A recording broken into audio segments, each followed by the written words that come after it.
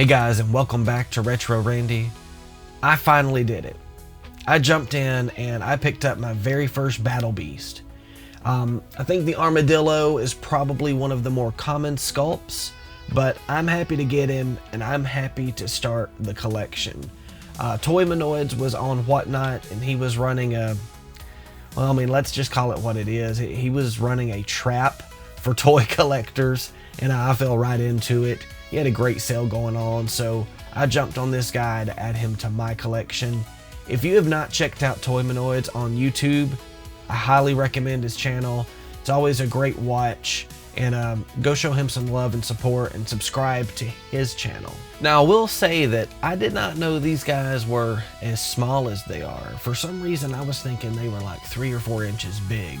I don't know if it is the way that the videos are shot or if it's just the way my brain processed it, but they're actually about the same size as Monster in My Pocket, which is perfectly fine with me because I love the Monster in My Pocket line.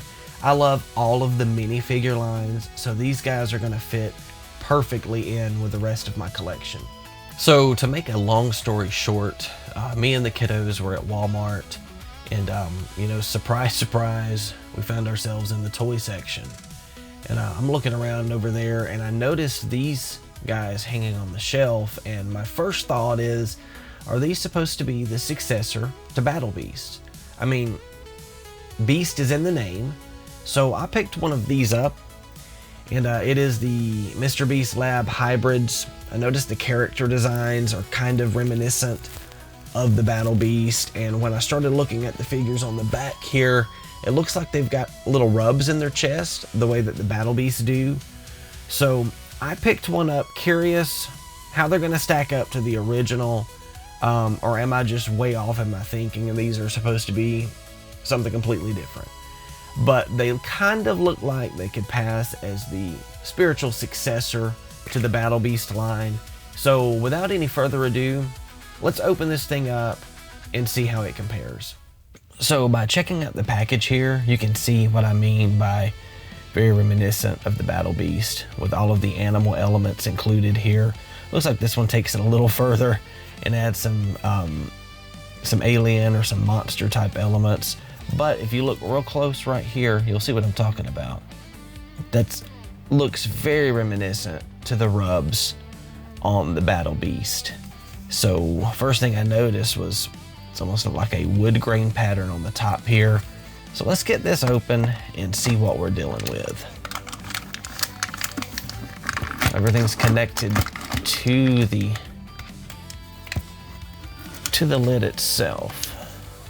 It's got a collector's guide in here. Looks like it'll have all of the different characters or base characters from the line, telling us whether it's rare, ultra rare, common, uncommon, all of the usual. Looks like there's a lot of different base figures to collect. I hope this isn't going to be a rabbit hole for me, but it probably will be. So let's dig into these packages and see which one we got today. Bring this back into the frame here. I don't think this is going to be messy. It doesn't feel like there's anything in here, so let's just start opening these and see what we've got. Okay, well, I finally found a seam here that we can tear.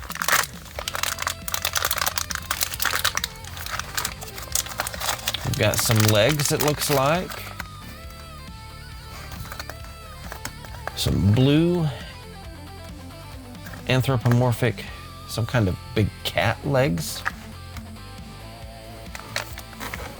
Another seam.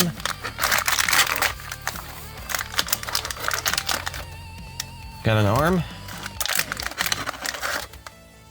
a torso with the sticker here. It's actually not a rub, it is a sticker. So points off already for not being a heat activated rub. Got a head and another arm. So let's put this together. Doesn't look like it's going to be too difficult. Arms go into the torso like so. Put the head on, and then we will attach the figure to the legs. First impressions are, it's okay.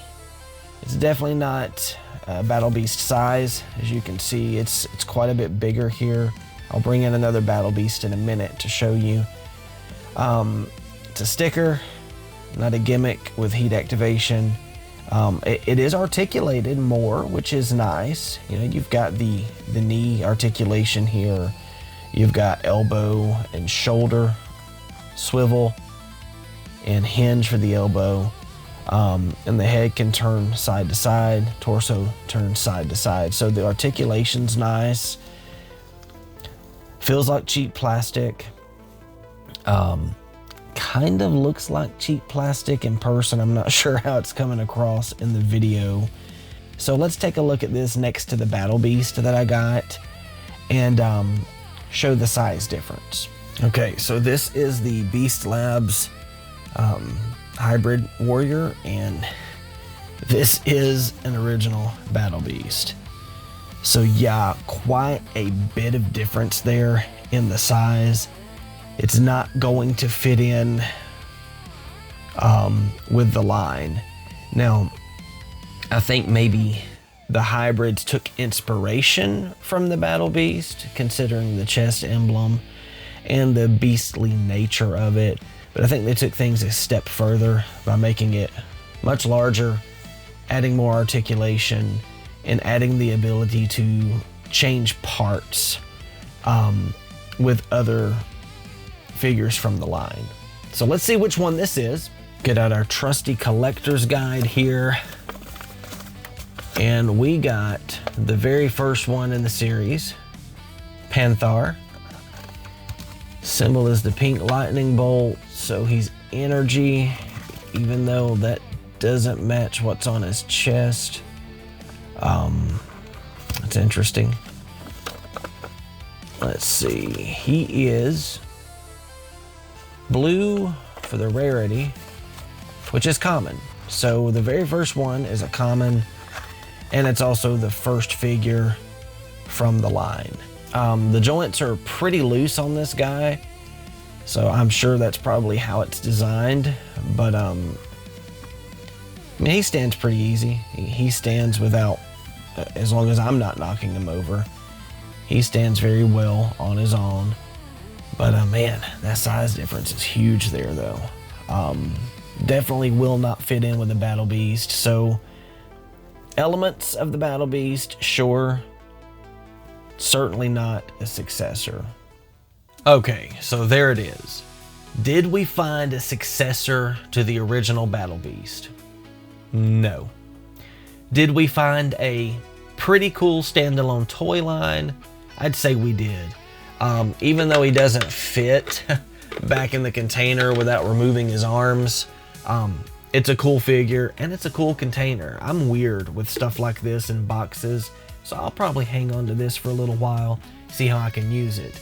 The toy itself, I would rate it maybe like a 4.5 or a 5 on the overall scale of toy quality. It is a cool standalone toy line with its own lore, its own story, but make no mistake, it's not going to fit in with the Battle Beast like I originally hoped that it would. So I'm having to dock some points there for it, but will I get a few more?